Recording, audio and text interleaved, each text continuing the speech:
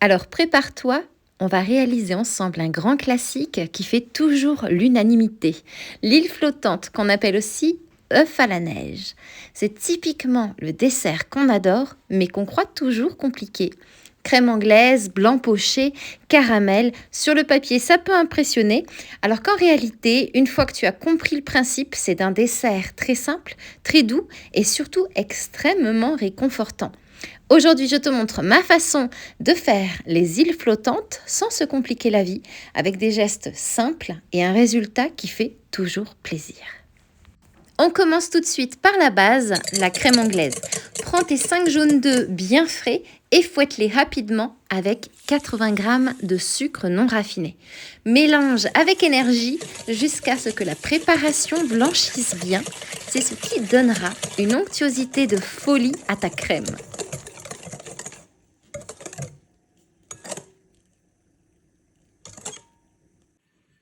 Ensuite, fais chauffer 500 ml de lait dans une casserole avec une belle gousse de vanille entière. N'oublie pas de gratter les graines pour libérer tout l'arôme.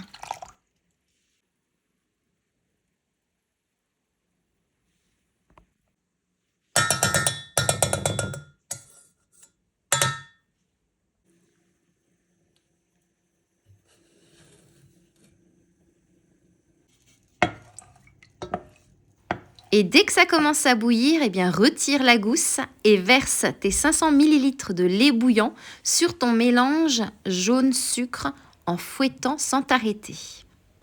C'est l'astuce cruciale pour ne pas cuire les jaunes prématurément.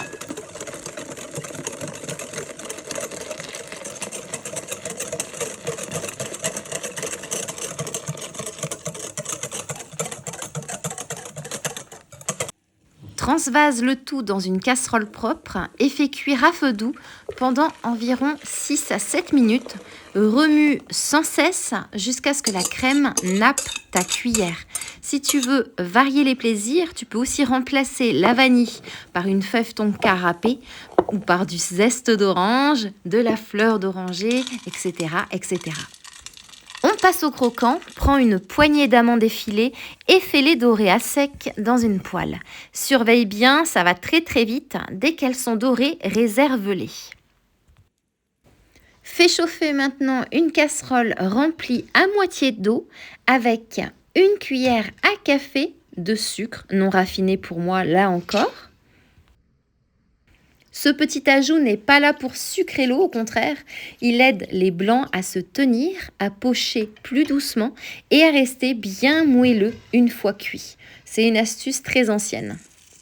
Pendant que l'eau chauffe, place au blanc d'œuf. Monte 5 blancs d'œufs en neige bien ferme avec une pincée de sel. C'est facultatif, mais j'aime beaucoup ce contraste salé-sucré très subtil, mais qui fait toute la différence dans ce dessert.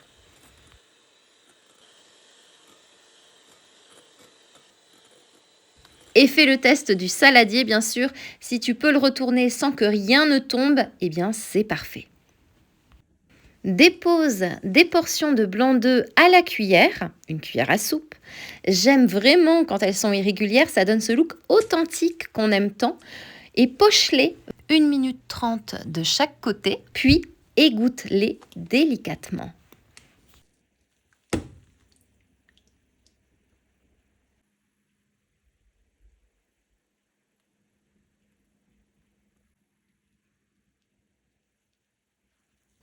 Pour le dressage, sors ta crème anglaise bien froide du frigo et remplis tes verrines aux 3/4.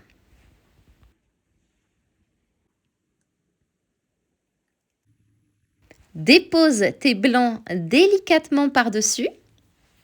Et pour le caramel, tout se joue à la toute dernière seconde. Dans une petite casserole, dépose 2 cuillères à soupe de sucre non raffiné à sec et mets à chauffer à feu doux. Ne touche surtout pas le sucre, laisse-le fondre tout seul, tranquillement.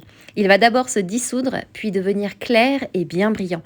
Dès que le caramel est prêt, retire immédiatement du feu et verse-le sans attendre enfilé sur les blancs. C'est ce contraste chaud-froid qui donne cet effet visuel vraiment sublime. Termine avec les amandes torréfiées et là, tout est en place. Et voilà le résultat, une magnifique île flottante pleine de contrastes entre la douceur de la vanille, la légèreté des œufs et le craquant du caramel. C'est un pur moment de bonheur à partager avec ceux que tu aimes. J'espère que tu prendras autant de plaisir à la déguster qu'à la préparer. Et moi, en attendant, il ne me reste plus qu'à te souhaiter une délicieuse dégustation.